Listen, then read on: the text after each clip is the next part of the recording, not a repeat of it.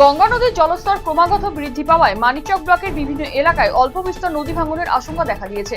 আর এই পরিস্থিতিতে সম্ভাব্য বন্যা এবং ভাঙন মোকাবিলায় প্রশাসনিক তৎপরতা আরও জোরদার হয়েছে।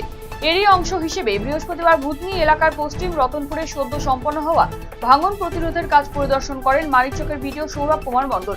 তার সঙ্গে উপস্থিত ছিলেন সেচ দপ্তরের আধিকারিকেরা এবং মানিকচক মণ্ডল বিজেপি নেতৃত্ব।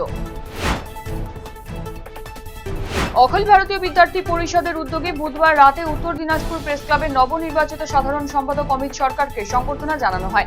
এদিন সংগঠনের পক্ষ থেকে উত্তরীয় পরি এবং ফুলের তোড়া দিয়ে তাকে সংবর্ধনা জানানো হয় এবং শুভেচ্ছা জ্ঞাপন করা হয়। আর এই সংবর্ধনা অনুষ্ঠানে উপস্থিত ছিলেন এবিভিপি নেতা শুভব্রত অধিকারী সহ সংগঠনের অন্যান্য নেতৃত্ব এবং কর্মীরা।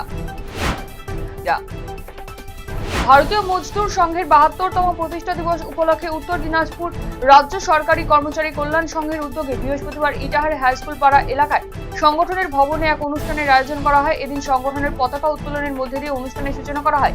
পাশাপাশি সভাকক্ষে ভারত মাতার প্রতিকৃতিতে পুষ্পার্ঘ্য অর্পণ করে শ্রদ্ধা নিবেদন করেন উপস্থিত সদস্যরা।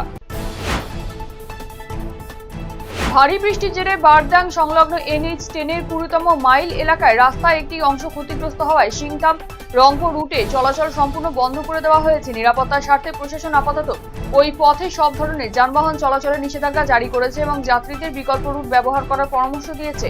গুরুত্বপূর্ণ এই জাতীয় সড়ক বন্ধ থাকায় উত্তরবঙ্গ সিকিমের যোগাযোগ, পর্যটন, পণ্য পরিবহন এবং নিত্যদিনের যাতায়াতে ব্যাপক প্রভাব পড়েছে।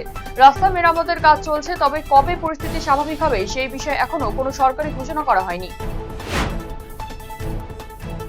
নিট উত্তীর্ণ পড়ুয়াদের সংবর্ধনা দেওয়া হলো মালদার গাজলের সবুজপল্লী এলাকায়। গাজলের একটি ডায়াগনস্টিক সেন্টারে উদ্যোগে কনফারেন্স রুমে এবছর গাজল নিট উত্তীর্ণ ছাত্রছাত্রীদের সংবর্ধনা জানানো হয়। উপস্থিত ছিলেন গাজল মহাবিদ্যালয়ের অধ্যক্ষ মনোজ কুমার ভোজ, বিশিষ্ট চিকিৎসক ডক্টর তহিদুল ইসলাম, অবর বিদ্যালয় পরিদর্শক প্রশান্ত কুমার রায় সহ অন্যান্যরা।